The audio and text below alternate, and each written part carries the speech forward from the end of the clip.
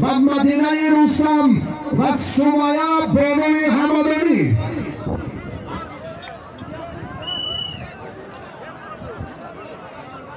بغیر از نوسان گلدختران هم حق هنرنمایی را در دوام 10 دقیقه دارند.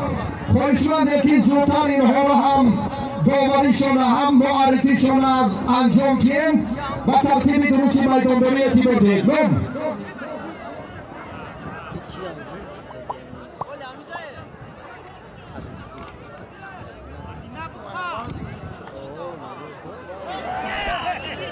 گلافزا گلووا در دانشکده تربیت جسمانی تاجیکستان تحصیل میکند.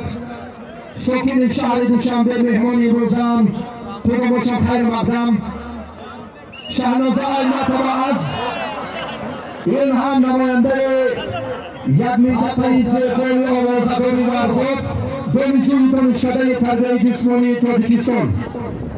سری چشمه چهار جفت گلدختران پرتفت مدینه حلال. تشکر.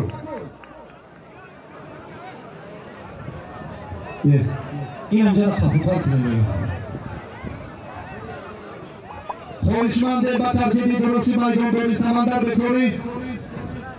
خانم کریم جان ناحیه واسه رایت شیرالی دهه کنگور تیمور ملیک گرم آنم و کماری رو سرده شما. اسکندر محمدی حکمی هر دو اینو را بازیمه گیرید.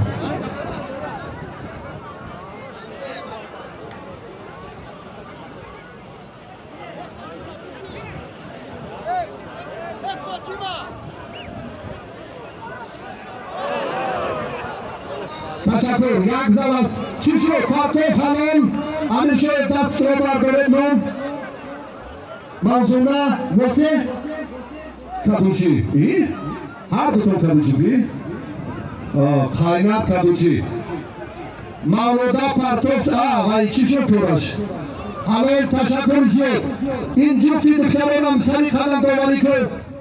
با ورزش و تلقین بیشتر میکردم مالک شلیمات و تیمروز مهمانیوان راست میگویم. یک توفه برای گلدختران فکر میکنم این گلدسته شایسته نوروزی است. و هر دو بانوی قشنگ هم برای کار در دورهای من بعد اینها میتوانند باز با نفران دیگر گوشتی گیرند. ترسب جان برو.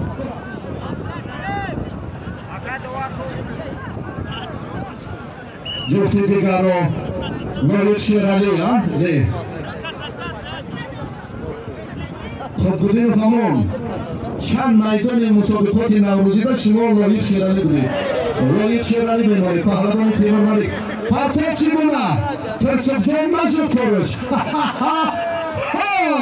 یک ترسکی سمیمانه این آرسان به خاطری ناکامی ترسب جان و غلبه این پهلوانی قشنگ.